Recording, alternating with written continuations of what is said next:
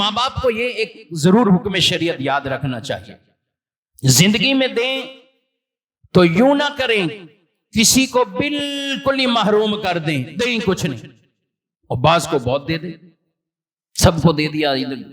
بعض کو دیا بعض کو دیا ہی نہیں، یہ شرعاً جائز نہیں ہے، وہ ماں باپ گناہگار ہوں گے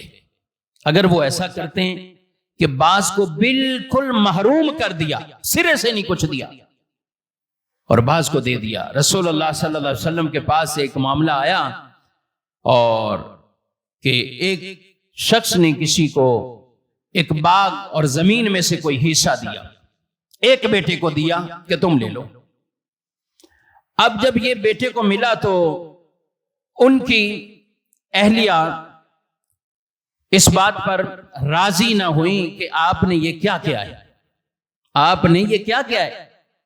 ایک کو دیا بقیہ کو نہیں دیا۔ ذرا جاؤ نا حضور کی بارگاہ میں صلی اللہ علیہ وسلم، حضور تشریف فرما ہے، ہمارے درمیان موجود ہے، تو ہم پوچھیں تو صحیح حضور سے اولادوں کے حوالے سے یہ کہ آپ جا کے پوچھو، یہی سوال کر لو کہ میں نے ایک بیٹے کو یہ دے رہا ہوں دوسروں کو نہیں، ایک کو دیا دوسرے کو نہیں، ذرا پوچھ کے آ جاؤ حضور علیہ السلام سے۔ ہم بعض اوقات ہمارے بھی لوگ کہتے ہیں نہیں یار پوچھیں گے تو کہیں پھنس ہی نہ جائیں، پوچھیں گے تو پھنس نہ جائیں۔ جیسے لوگ لیبارٹری جانے سے ڈرتے ہیں نا، ڈاکٹر بولتا ہے یہ ٹیسٹ کروا کے آؤ، بولتے نہیں یار کچھ نکل آیا تو پھر، ارے نکل آیا تو اللہ کے بندے شکر کرو، اس کا علاج کرو، اگر کچھ نکل آیا نہیں ہے تو بیماری پلتی رہے گی اندر، پھر تمہیں پتا چلے گا جب ڈاکٹر بتائیں کہ آخری سٹیج ہو چکی ہے، تمہارے گردے فیل ہو چکے گئے، تمہارا ہیپاٹائٹس تھا، جگر کا جو ہے وہ ستیہ ناش ہو گیا، سارا جگر تمہارا تباہ ہوا پڑا ہے، اب تم جو تکلیف کی زندگی گزارو گے اس سے پہلے یہی نہیں کہ تم شوگر کے مریض ہو، یہ آ گیا رپورٹ میں تو کچھ احتیاط کر لو گے، نہیں چیک کراؤ گے تو یہ نقصان تو جسمانی ہے نا، اچھا یہ جسمانی ہے اور ادھر نقصان ایمانی ہو جاتے ہیں، جب دین کے معاملات میں یا عملی طور پر نقصان ہو جاتا ہے تو لوگ یہی کہتے ہیں پوچھا کچھ نکل آیا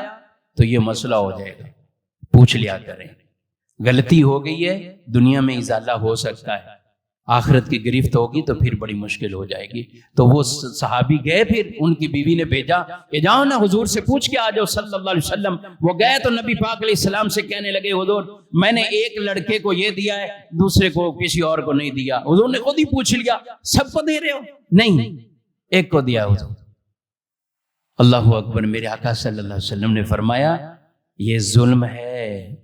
یہ ظلم ہے، کسی اور کو گواہ بناؤ، مجھے اس پہ گواہ نہ بناؤ، کسی اور کو گواہ بناؤ۔ یہ تم نے کیا کیا ہے؟ ایک کو تم دے رہے ہو بقیہ کو۔ اچھا انہوں نے کہا کہ آپ اس بات پر میں چاہتا ہوں آپ گواہ بھی ہو جائیں کہ میں نے یہ کام کیا تاکہ کل کو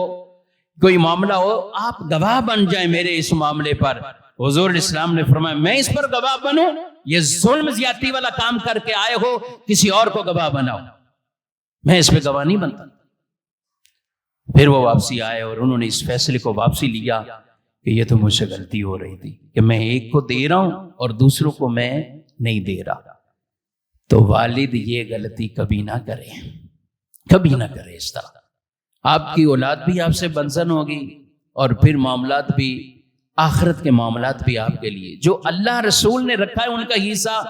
جو جس کا بنتا ہے اس کو وہ دے دے۔